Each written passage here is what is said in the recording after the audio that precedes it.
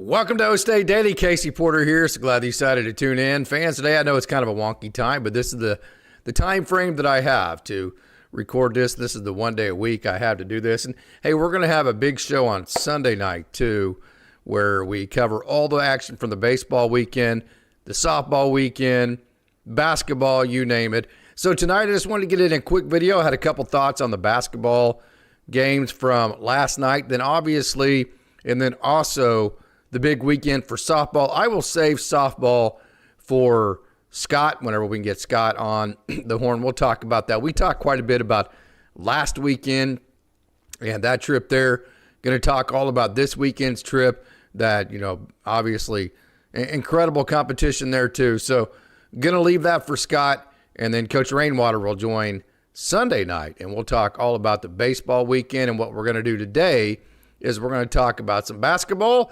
And then last night, we're going to talk about where the basketball programs are at and kind of the overall state of the basketball programs. Then we're going to set you up for some baseball for this weekend. Probably going to play you some video, and we're going to get after it and just kind of get you set up for what the weekend is going to look like baseball-wise. So super excited about today's show. Super excited to get into all of the Oklahoma State action, and you have to start with not super excited about the results, but going back to last night. So the basketball team lost, and they now, well, I'll put it to you point blank. They have to win.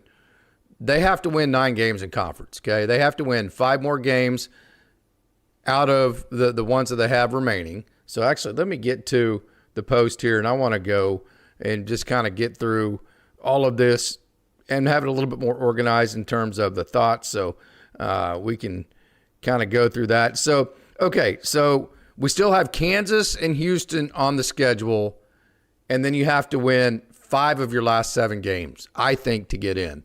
Talking to people that know a lot more about this than I do, they think that if it comes to the course, okay, so there's going to be like a certain amount of teams that are pretty much automatic to get in. Then there's going to be a certain amount of teams that are kind of above the rest, beyond the automatics. Oklahoma State's not going to be in that either one of those groups. So Oklahoma State's going to be in a group of teams, a whole bunch of them, that are all very similar, okay, or at least somewhat similar. And so I think what a lot of people are thinking right now, you have 2 blowout losses at home, both in conference. The Baylor one, inexcusable. 2 blowouts at home, okay? And then your non-conference schedule was not very tough. And I know there's some quad 1 wins coming up. Matter of fact, other than TCU and West Virginia, I think every game remaining on your schedule is a quad 1 game. I get all that, but I don't think that strength of schedule is enough to get you in if you don't get to 9 wins. So I think Oklahoma State has to win 5 of the last 7 games they play. Keep in mind 2 of them are against Kansas and Houston. So basically what that leaves you with is that you have to win the rest of your games, obviously TCU, West Virginia, at Cincinnati, at UCF, at Colorado. So I get it. Those are all winnable games. Well, I don't know how winnable Houston is. I think Kansas is kind of one of those games that, as an Oklahoma State fan, we've come to expect for some reason OSU basketball to rise to the occasion and play Kansas well. So we'll leave that one, that Kansas game in that basket. But I think we would all have to be honest with ourselves. The Houston game, Arizona State was the worst rebounding team one of the worst rebounding teams in college basketball. And they just dominated the boards last night. That being the case, Houston, that's kind of what they do. I mean, they thug you to death. That's the wrong word. I love Kelvin Sampson. When I say thug you to death, that's the absolute wrong word. They beat you to death. They're physical. They are tough. They're exactly what Oklahoma State fans actually want out of a basketball team. They're talented. They're skilled, yes, but they're tough, and they back down to nothing. They rebound, and they just out-physical you, and they out-tough you, and they make you match, and most people don't. They are 40 minutes of it. So I think the Houston game will be very tough. So what has this basketball team shown you if you can't go on the road and beat Arizona State, okay? What has this basketball team shown you that they're going to go to Cincinnati, Colorado, UCF, by the way, who's not very good on the road, but they're very good at home, and then beat TCU at home, West Virginia, okay? Go to West Virginia. I think it's at West Virginia. And then, of course, if you beat Kansas or Houston, one of those two, that gives you a little bit more leeway. But what part of this team has made you think that Oklahoma State's going to go and sweep all those road games, which is what they'd have to do if they don't beat Kansas or Houston at home? What part of this team has made you think they're tough enough? What part of this team has made you think they've risen to the occasion enough? What part of this team has, quite frankly, made you feel like it matters enough to them to go ahead and sweep that, not Gauntlet, because those aren't great teams, but a whole bunch of games that are very losable for Oklahoma State. Any game in conference is losable. So this is a team that at best has been really bad in the Baylor game last night. And at best, it's been BYU and then turn right around and have two really bad games. So at best, it's been inconsistent. At worst, it's been really bad since conference play started. And I don't want to sit here and be a negative cesspool. I don't want to sit here and badmouth Oklahoma State basketball. I go through all this just to say last night was a dagger. And it wasn't just a dagger necessarily from a mathematical perspective, like, yeah, now it makes it that much harder to get to the finish line and put yourself in position to make the tournament, which it certainly does that. It was a dagger emotionally for me, maybe you too, I don't know. But to me, I think if you're an Oklahoma State basketball fan and you're being honest with yourself, I think it had to be a dagger emotionally that, like, well, man, I thought this team was turning the corner after the BYU win. I defended them after the Arizona loss. I said, hey, they were going down staff with their lineups and all that kind of stuff. Then last night, it's like, okay, well, I'm done defending this team. This team, obviously, they played like it didn't matter to them. They were lethargic. It was uninspiring. They played like, hey, it's just kind of a deal that they're doing, and it's not as big of a deal to them as it is to me. So, hey, I'll tell you what, if you want to play like that and play like it's not as big of a deal to you and let Arizona State out-rebound you the way that they did last night, turn the ball over, and just overall have an unacceptable appearance, okay? If that's the way you want to play, then that's the attitude I'm going to have as a fan. Don't get me wrong. I'm a diehard. I will not be there Saturday in the TCU game because I will be in Arlington watching Oklahoma State play baseball with my beautiful bride of 26 years, and we'll be enjoying Valentine's Day. But if I wasn't there, I would be at the games. I will still go to all the remaining games because I'm a diehard, but I am doing so with the remainder of this season with the mentality of, if they don't give a rat's ass, neither do I. I'm going to go and enjoy an OSU basketball game, but I'm done getting wrapped up and grinding and fighting mentally like, hey, can this group get over the hurdle? Should I feel here? Analyzing trying to find the positives and this and that. I'm done with that.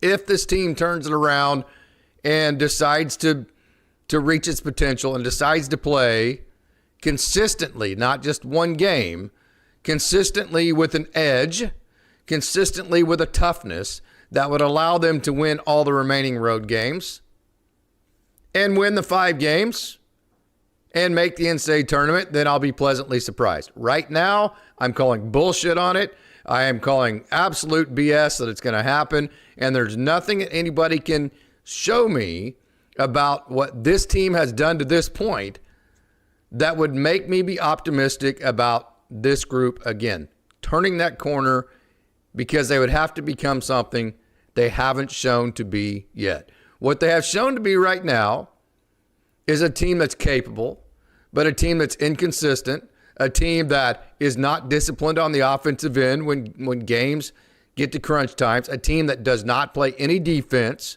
a team that allows other teams to inexplicably do things to them they shouldn't be able to do, like rebounding last night with Arizona State, and a team that is just not mentally tough, not gritty, not down and dirty, not Oklahoma State basketballists. That's what they are right now. Prove me wrong, okay? If you're one of the players and you catch wind of this and that pisses you off, I don't care. That's where we stand right now. If that does piss you off, then please get pissed about it and do something about it. Obviously, I'm not arrogant enough to think that OState Daily has any influence on anything or that anybody even knows anything. They know about it or they watch this pod. I'm not arrogant enough to think that. So that's not where I'm headed with this conversation. But having said that, that's how I feel about basketball. Now, having said that too, there's something about going to the extremities. So 2012, we just came off the 2011 awesome season to where we beat Stanford in the Fiesta Bowl. Oklahoma State had never had more momentum than they did going into the 2012 season. We had just recruited the hotshot quarterback in Wes Lunt. He went to Arizona, dislocates his knee. Oklahoma State gets his butt kicked at Arizona to start the 2012 football season. 2021, Oklahoma State goes to a baseball regional in Arizona. Can't beat UC Barbara. Nonetheless, I don't even think Oklahoma State even got to play Arizona. Couldn't get past UC Santa Barbara. Had a really rough weekend in Arizona there. 2023, Oklahoma State goes to Arizona State to play football. A really, really bad Arizona State football team and barely beats Arizona State in football, okay? Fast forward to this year, you have the Arizona game on Saturday, which was not good at all. And then you had the game last night that was not good at all. And somebody remind me of any trip that we've taken to UCF, which is the other extremity, that has been anything other than disaster for Oklahoma State. So it's kind of the extremity thing to where whenever the Oklahoma State has either gone to the extremities to the west or extremities to the east, it has not been very good. And another thing, if you remember baseball, 2 or 3 years in a row, they would go to this Arlington game. They would hang out and play a Tuesday game like wherever it may be, Dallas Baptist or somewhere. And that Tuesday game was always flat. It was always lethargic. So that holdover game, playing on Saturday and then Tuesday, if you remember, we did that last year in basketball where we went to Utah on Saturday and then literally played our worst game of the year on that following Tuesday. So I think the Saturday-Tuesday thing, that holdover, is tough too. But I'll say this, it doesn't matter. No matter how much as Oklahoma State fans we'd like to snap our fingers and just say, hey, screw this conference. They just fined us $50,000. This rinky-dinks conference, this or that. No matter how much Oklahoma State fans want to snap your fingers and say, hey, let's go to the SEC, let's go to the Big Ten, you got to have an invite. Oklahoma State does not. Oklahoma State is in the Big 12. They're going to be in the Big 12 for the foreseeable future. So while those are logistical issues that have shown to be, you got to find solutions. It doesn't matter. So what are the solutions? So that's kind of where Oklahoma State basketball is at right now. And then I will finish my conversation on Oklahoma State basketball by saying that I think the thing I'm most frustrated about with basketball is the fact that we're almost finished with the second year of Steve Lutz, and we have built absolutely nothing. The roster is going to completely turn over again. Now, obviously, we're bringing in Latrell Allman next year, who's very good. We're bringing in Jalen Montnati, who just hit 15 threes the other night. So I think the building part of it will start next year. But I think the biggest disappointment I've had with Coach Lutz to this point is that he went for the quick fix. He went for the transfer portal route. He went for the hired gun aspect of let's make the NCAA tournament as fast as we can instead of, hey, let's get to Oklahoma State and let's build a program that can stand on its own 2 feet, create a culture that will then build the winning culture that we want year after year after year, that similar to what Eddie had here. Nothing's probably going to equal Eddie. So here we are. It's closer to a Hail Mary than it is any kind of certainty that Oklahoma State will make the NCAA tournament. And Ben Ahmed hasn't developed. He doesn't even get to play. Ryan Crotty has kind of started to get to play a little bit, but he's not anything what we thought he'd be. So Andrei Vukovic, I guess, has gotten marginally better. Not only has Oklahoma State come up short in the NCAA tournament, have nothing to, literally, if we don't make the NCAA tournament at the end of this year, this basketball program for the 2 years under Steve Lutz is going to leave this year literally empty-handed in terms of the first 2 years. Now, I say that to say, I think it goes to show if you try to build your program through the transfer portal, it's fool's gold. I think the transfer portal is a great tool to, like what I think is going to start happening next year. If you build your program and you build yet returning starting type people who are going to be players that are going to be here 2 to 3 years, that build your culture. I think the transfer portal needs to be used to add guys around them to fill in the needs every year. Okay, I don't think the transfer portal, I think we've seen with both football and basketball, if you try to create an entire team just on portal guys, it's a trap. It's fool's gold. And then even if it does work for 1 year, let's say that we do make the NCAA tournament and we get beat in the first round. Okay, I guess marginally that's a good thing, but it's not to me. We still haven't built. To me, it still would have been we would have been in a better position as a basketball program if Steve Lutz would have came in, went and recruited the best high school players he could have with his first recruiting class, with his second recruiting class, and then filled around the edges with transfer portal guys. Then, starting next year, when we bring in the McDonald's All-American and Latrell Allman, when we bring in Jalen Montnati, now you have 2-year returning starters that have built a culture. And now instead of Montnati and Allman coming in and having to try to be the program, now they would be coming in and they would be filling in around the edges and adding to the program. And so that's the biggest frustration for me, is that we're not in that position to where we're building at this moment. Now, hopefully, and I really hope that Steve Lutz is patient with the building process with Jalen Montnati. He has not been patient with Ben Ahmed. He has not been patient with Ryan Crotty. He's gone to the veteran guys. He's tried to it's almost like it's job-saving mode in the sense that I'm going to play the guys that I think give me the best chance this year to make the NCAA tournament. I get it. Versus building a program and culture, okay? So I hope next year he backs up, slows down, and goes, you know what? Well, that didn't work, okay? So let's build this thing, and I hope he's patient with that, and I hope Oklahoma State basketball fans are patient with that as well, and lets him build from the ground up, and hopefully 3 or 4 years down the road, 2 or 3 years down the road, 3 or 4 years into Steve Lutz's tenure at Oklahoma State, we actually have built the program that we all want for OSU basketball. I do think he's a good coach. I think Oklahoma State fans need to back off the hot seat type of stuff. He's disappointing. I think he's a much better coach than what he's being able to show this year, because I think he overcorrected and went and got offensive players, and I think he's just having a difficult time with all these one-year players trying to put all of these different new pieces together to create any kind of continuity to get them to do anything that he wants. Because, again, they all came here for their best benefit, and it's tough to put 8 or 9 guys together and create a team when they all came to one place for their best benefit. Guy like Parsifala, he's going to be gone. Guy like Anthony Roy, I think they came because they thought they might be able to win, kind of their last hoorah type of thing. But that's an extremely hard thing to do. So I don't think that we've seen the type of coach that Steve Lutz actually is.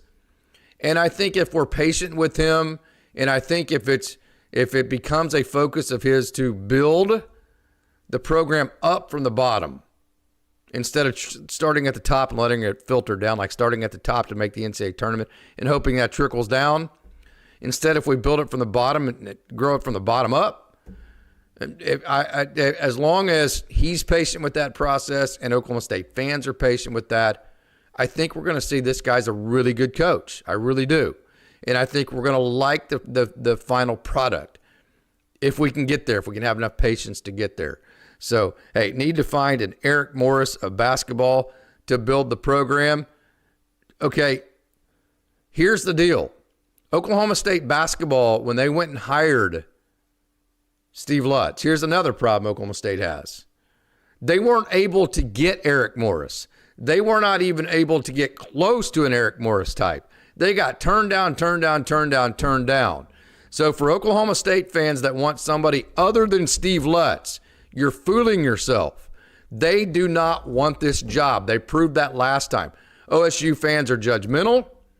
We are already starting about talking about we want a different coach. We're not even the second year past.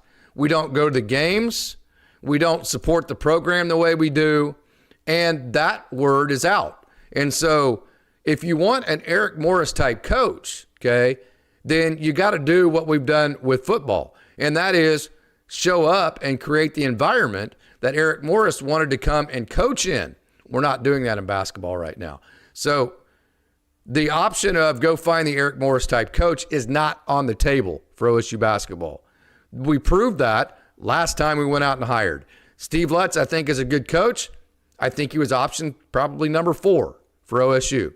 So that's kind of what I'm saying here, as we would all like for OSU to go hire a home run hire. I mean, Eric Morris was a home run. He was literally Oklahoma State football's number 1 choice.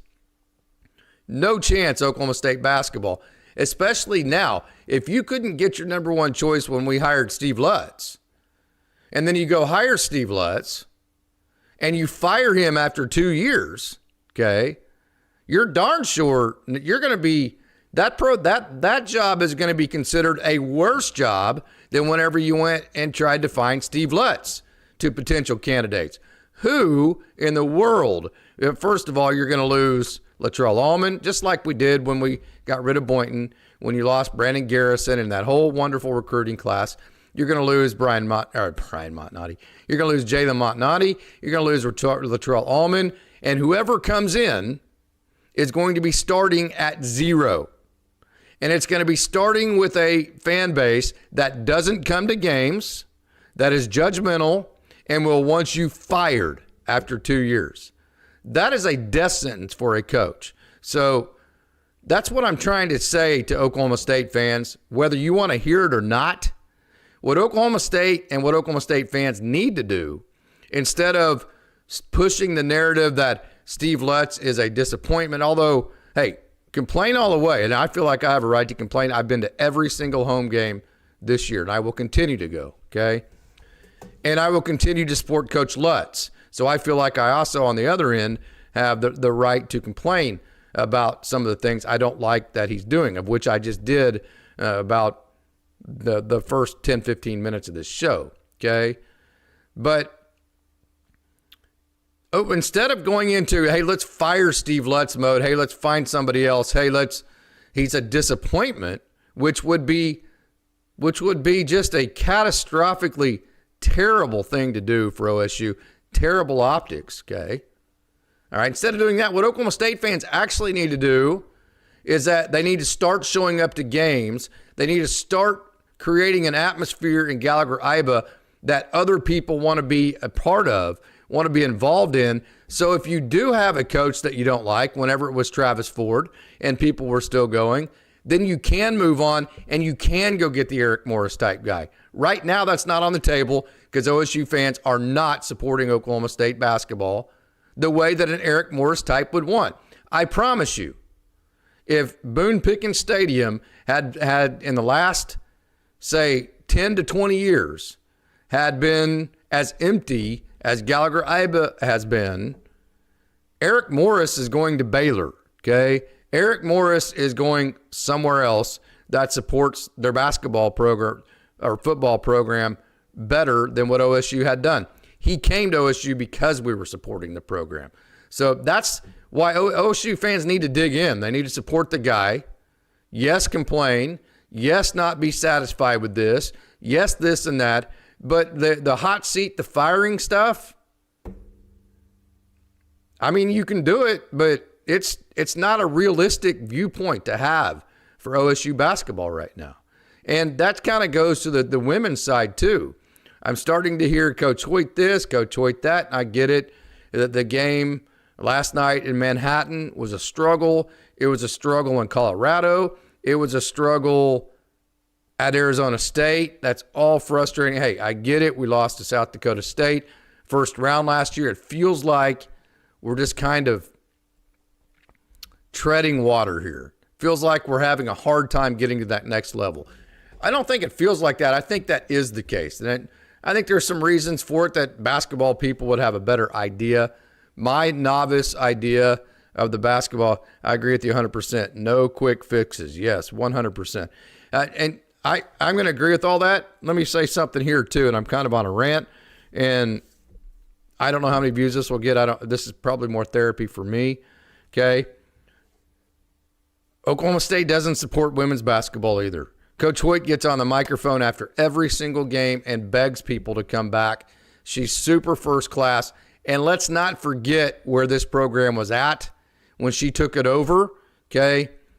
I'm going to say this very point blank. OSU has a better women's basketball program than they deserve. Talk about building it from the ground up. Well, how about Micah Gray? How about Lena Girardi? How about Staley Hurd? How about all, and then so you get this base, Jaden Wooten. So she's gotten this base of really good young players. And then she's added the Amari Whitings. She's added the Haley Timmers. She's added the Achola Kotz, the A2s, around the core and the culture of what she's built. So to me, if I want to complain at Steve Lutz because I think he's gone for the quick fix through the transfer portal, and because of that, he's going to leave Oklahoma State basketball empty-handed after 2 years because it's all portal guys and none of our young guys are developing or even getting to play. Well, that model is on display with Coach Hoyt. And so if I want to complain at Coach Lutz for that model, I can't then turn around and also complain at Coach Hoyt because she is using that model. Okay? I also have a very hard time criticizing Coach Hoyt because of the lack of support that women's basketball gets at Oklahoma State. I also have a hard time complaining at Coach Hoyt because she is so super first class. She represents Oklahoma State basketball in such a super first class way. And I also have a hard time criticizing Coach Hoyt because of where we came from. I mean, we came a long ways under her, okay? So I am much more now. Is everything perfect? No, I think it's probably a little bit too guard-oriented. I think A2 is good. I don't think Praise Gareba has developed what I thought she would develop in terms of having a post game. I think we're too perimeter-oriented. I think there's things you can criticize. I think there are reasons that you could criticize why we haven't taken the next step. All fair game. All fair game. But the same with Steve Lutz. As you complain, I think it needs to be done inside the umbrella of we're not firing these people. We're going to do what we take as a fan base to help these people get to where we all want to be, right? We're going to show as much support as we possibly can to help these people that we have put in charge to lead these programs to get to the positions to where we want them to be at Oklahoma State. So those are my thoughts on the basketball program. I'm going to leave it at that. As a matter of fact, I'm actually not even going to get into the baseball today. I'm going to save that maybe for tomorrow's show or just even over the weekend. If you want baseball talk, I've dropped all the Coach Holiday videos on the pitching, the catching, the position players, all of that. All of those videos are right here on YouTube. They're all over my social media. So if you need that fix, go ahead and check that out. So I think I'm going to leave baseball to that. As far as this show, I think that's going to be it there. I'm going to leave it with that narrative. So I want to thank everybody for for tuning in and watching this show. Hopefully it wasn't too negative. Just a lot of thoughts where I kind of want to get some things off my chest in terms of where I think Oklahoma State athletics is at right now. So until next time, until definitely Sunday night, I think we'll probably put a show together Saturday morning after the Arkansas game, Friday night baseball-wise, and after some of the softball action as well. So be ready for a video Saturday morning, and then definitely be ready for a big recap on Sunday night. So until then, I want to thank you for tuning in, and as always, go Pokes.